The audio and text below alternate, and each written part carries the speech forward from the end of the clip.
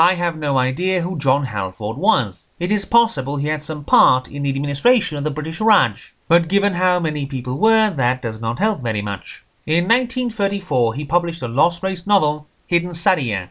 Around the early 1900s, there are disturbing rumours about movements of troops in British India, coming to follow the influence of a mysterious marble goddess from a distant hidden country named Saria. There are also reports of information leaks coming from the highest levels of the Raj. So Major Simmons, Jerks Erskine and their friend Terent are sent to gather an expedition, ostensibly as a hunting trip, and go by Rawalpindi to Saria. But before they even set out, some of their men are attacked. Then one of their porters stirs up the others to revolt, and would have succeeded had he not tried to shoot Simmons and co as well. Along the way, Terent is troubled by a vision he had seen in a dream of a beautiful woman who he is convinced is the marble goddess of Saria. And just as he falls ill with fever on the way, and is on the very brink, both he and Erskine see the woman show up in their tent, rub his cheek and disappear, Terent being all better. Arriving at the mountains around Saria, they are met by an armed contingent who wish to expel them, until another armed contingent shows up, kills the interlopers, and insists Simmons and co pass through,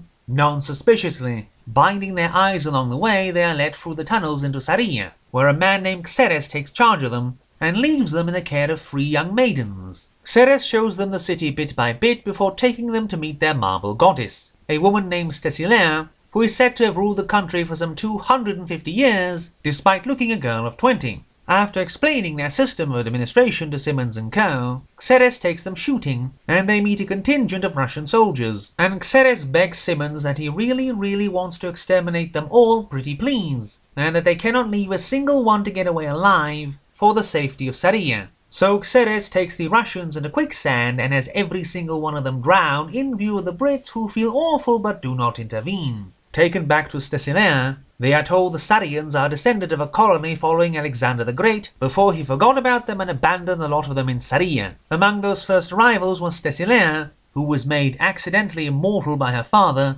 sending her spirit snooping around the outer spheres, with someone else slipping into her body while she was away. Though the newcomer was expelled, Stesilaire could not permanently return to her body, and so became unaging animated marble, only coming to life for a few hours at night. Before she can explain why she had brought Simmons and co to her country, she must use her occult powers to help bind Erskine, who had been secreted from the city, into a cavern into the hands of malignant elementals. Finally telling them all, she says she wishes for the protection of India, as she foresaw the invention of the airplane, and knew her rich country would not be safe anymore despite their towering mountains. She also wishes to be made mortal again with the help of Terent, whom she loves and who loves her. But as he is sent out into the void to find her spirit, Stesilaire's advisor Calchas sends him out into the outer void instead, wishing to get rid of both of them and become king. So Stesilaire tortures him in hell for weeks, until he agrees to bring Terent back, who marries her as Stesilaire becomes queen of Saria and Terent is made her consort.